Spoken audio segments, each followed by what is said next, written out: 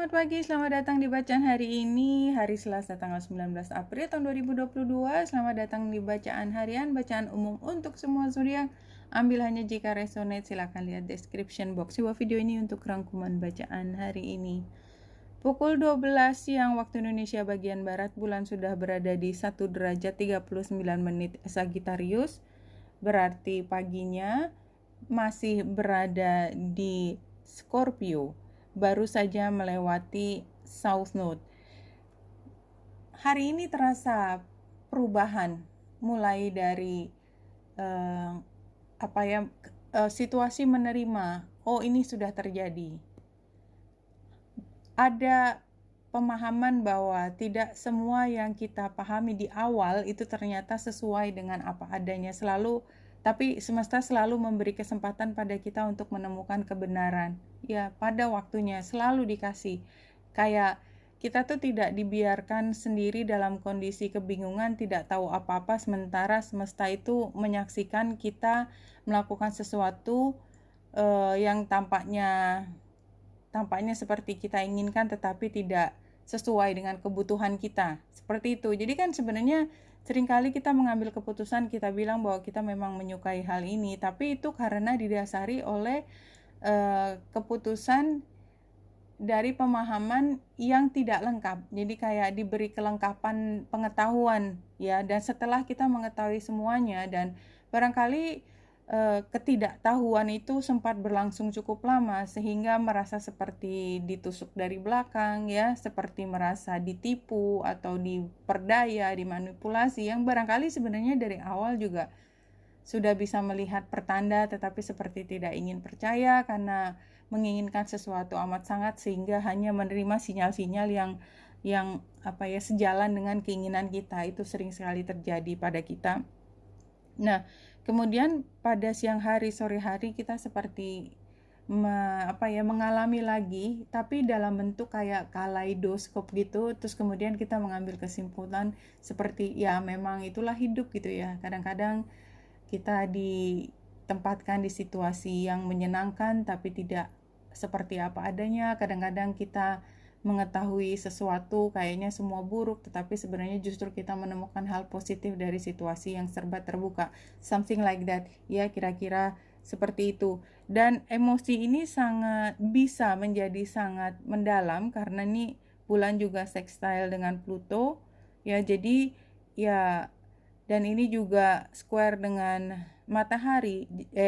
Mars, yang artinya memang proses menerima bahwa ini adalah seperti ini apa adanya dan sekarang kita udah tahu, walaupun kita ingin mengingkari, itu tuh lumayan proses yang berat untuk sampai bisa menerima situasi tersebut. Kalau dari Lenormandnya, iya, ini dasarnya adalah karena kita menginginkan sesuatu dengan amat sangat, dan itu sangat manusiawi ya, semua pasti begitu. Cuman kadang-kadang kayak semesta mengingatkan, oke, kamu boleh suka sama sesuatu dengan amat sangat. Cuman ya yang namanya waktu TikTok ya, berapa lama kemudian kita mungkin tidak menginginkan segitu besar seperti kita waktu dulu gitu kan. Kayak kita jatuh cinta di awal dan kemudian 5 bulan kemudian setelah mengenal lebih jauh, kok gitu amat sih ya gitu ya. Sehingga ini adalah satu pemahaman bahwa yang namanya cinta itu seberapa besar pun cinta, apalagi cinta yang didasari pada excitement ya. Dan di sini kan tadi ada peran Mars, itu nggak akan bertahan lama. Cinta yang benar-benar cinta yang bertahan dalam waktu lama itu adalah cinta di mana kita punya kemampuan untuk memberi, tidak hanya menarik kebahagiaan tersebut. Jadi kita sering bilang saya cinta banget sama dia, itu artinya adalah saya menarik semua kenikmatan, kebahagiaan karena bisa bersama dia. Tapi cinta yang sejati itu cinta yang memberi. Saya mencintai dia dan saya ingin dia bahagia. Saya mencintai dia karena saya mencintai saya. Jadi kalau dia tidak sesuai atau dia menyakiti saya, dia toksik buat saya, cinta saya kepada dia adalah melepaskan dia pergi dan membiarkan dia tumbuh dan berkembang sesuai dengan apapun dunianya dia, bukan urusannya kita gitu ya. Yang urusan saya adalah memastikan cintanya saya kepada dunia yang lebih besar yaitu memastikan nomor satu kan yang di dalam kendali kita adalah kita sehat, bahagia, sehingga kita punya kemampuan untuk mencintai, bisa melepaskan, bisa mengalirkan cinta yang besar kepada diri kita untuk orang lain, dalam arti kata yang lebih lebih memberi, something like that. Ini penggambarannya seperti itu, karena di sebelah kanan itu gambar bintang, di sebelah tengah adalah semua kesadaran tentang apa makna cinta yang dikembalikan pada pemilik cinta terbesar. Seperti itu penggambarannya kalau menurut saya.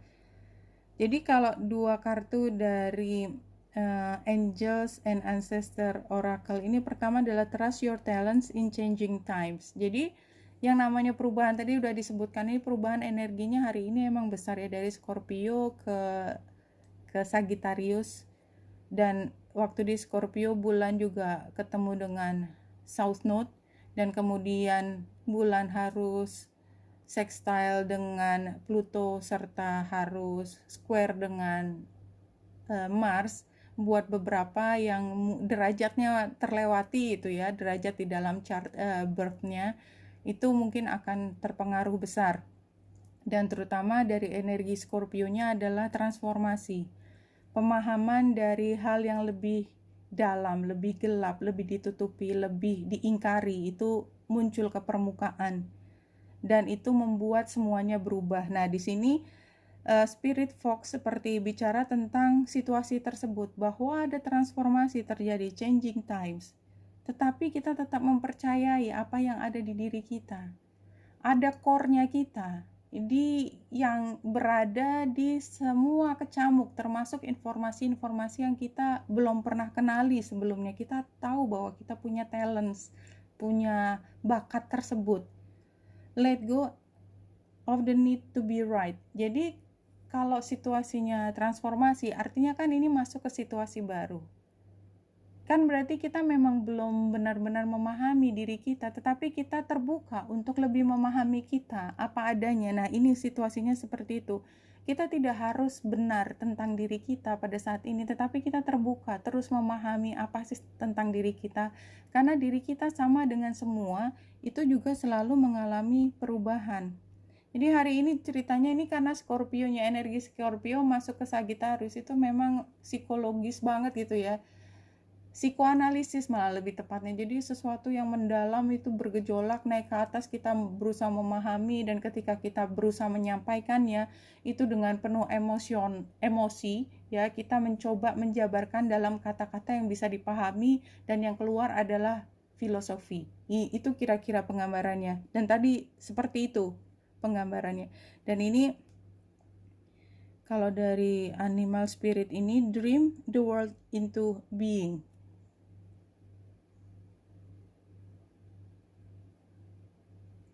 Jadi ya ini sama energi Scorpio-nya tadi. Ada dream, ada sesuatu yang di dalam imajinasi itu bisa dimunculkan dalam kenyataan. Turtle spirit ini slow and steady wins the race. Semuanya membutuhkan waktu, berproses. Nggak ada hal yang seberat Scorpio itu bisa ditelan dalam satu waktu, dan oleh sebab itu sebagian disingkirkan ke alam bawah sadar. Ya, dan oleh sebab itu perlahan kita mengumpulkannya kembali, menaikkannya ke dalam conscious, jadinya subconscious ya, di bawah sadar menjadi lebih sadar, dan kita pelan-pelan mampu mengelola, memanage perasaan yang ada dari berbagai sumber yang sebenarnya dari dalam diri sendiri. Starfish spirit open the infinite possibility. Exactly. Jadi kita sebenarnya, manusia itu adalah makhluk yang berkembang secara psikologis ya. Potensi yang begitu besar, tetapi belum semuanya muncul ke permukaan, dan tempatnya ada di Scorpio tadi. Perlahan-lahan keluar, karena manusia itu nggak bisa sekali jadi gitu, nggak bisa langsung dilahap, dicerna dalam satu waktu, nggak, semua butuh waktu. Tetapi dengan mengetahui sedikit demi sedikit potensi yang ada di dalam diri kita, maka kita terbuka atas semua kemungkinan untuk kita berkembang. Dan kayaknya hari ini kita bicara tentang talent, tentang kemampuan, keterampilan kita yang baru kita kenal.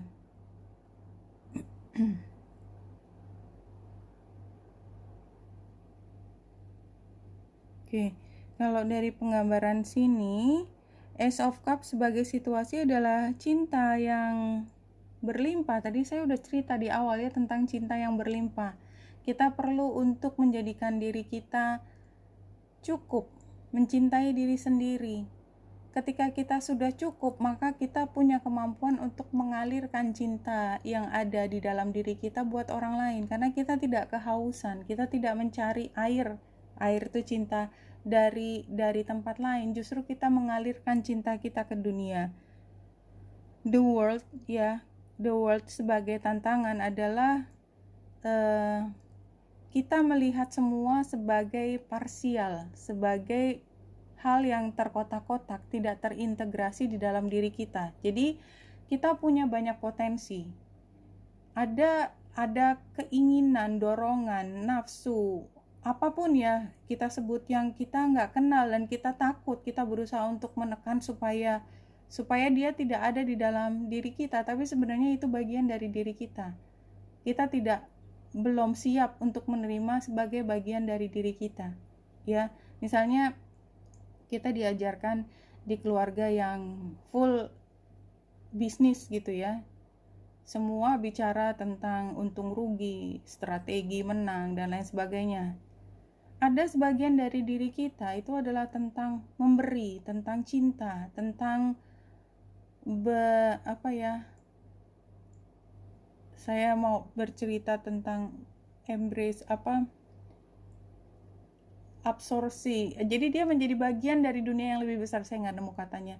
Ya, yang sama sekali berlawanan dengan apa yang dia pelajari di rumah tentang bisnis.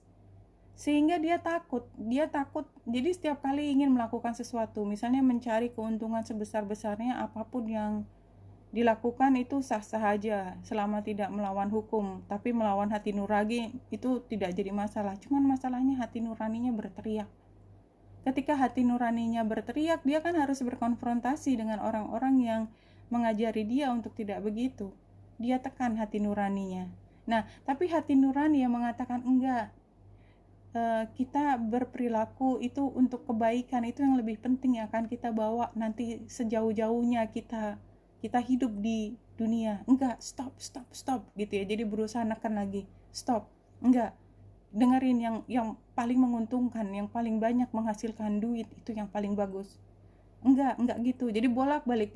Jadi tidak terintegrasi di dalam diri dia belum bisa menerima bahwa ada nilai lain yang kayak udah ditanam, udah dibawa dari lahir dan dia harus dikembangkan, tapi sekarang konteksnya atau situasinya atau periodenya sama sekali belum memungkinkan dia untuk memahami perasaan seperti itu. My God, dalam ya. Terus kalau ini sarannya Knight of Swords itu, iya seperti kalau menurut saya nggak tahu, karena dari kemarin kan Merkurius lagi conjunction sama Uranus ya, tiba-tiba muncul aja gitu ya dari diskusi. Tadinya jangan gini, kayaknya mungkin ada strategi yang lain, enggak harus begitu, terus tiba-tiba muncul tanpa kita bisa kendalikan. Itu mah namanya sama juga nyuri. Jadi kayak marah gitu, kayak marah sekali. Terus dia juga kaget ya setelah ngomong gitu. Terus kemudian diam, terus dia tidak bisa melakukan apa-apa pada saat itu karena dia seperti kaget. Dan ini memang energi yang baru keluar dari kemarin ya. Kaget bahwa ternyata kita bisa ngomong sekeras itu dan gak tahu datangnya dari mana. Karena itu sebenarnya adalah sesuatu yang kita punya, kita tahan, kita tekan, gak diomongin, gak nyambung sama apa yang diomongin orang di sekitar saya. Tapi tiba-tiba seperti keluar karena itu kayak filsafatnya kita yang lebih tinggi yang mencoba untuk keluar dan didengarkan. You came here to play the game of life and to prevail. Jelas, jadi mungkin memang kita dilahirkan di situasi atau di lingkungan yang berlawanan dengan kita karena kita agen perubahan. Sepertinya itu. Dan itu adalah ditaruh itu tuh seperti yang lebih tinggi itu sedang bermain catur, memastikan bahwa kita yang akan membuat perubahan dari satu ideologi yang sudah lama ada, kita yang membongkar semua untuk kemudian menang, membuatnya berubah. Jadi ideologi, katakan tadi saya contohnya adalah yang bisnis yang tanpa pandang bulu, diubah menjadi bisnis yang sangat welas asih, something like that. Oke, Wanita Indra series ini semoga membantu. Salam hati dan cahaya.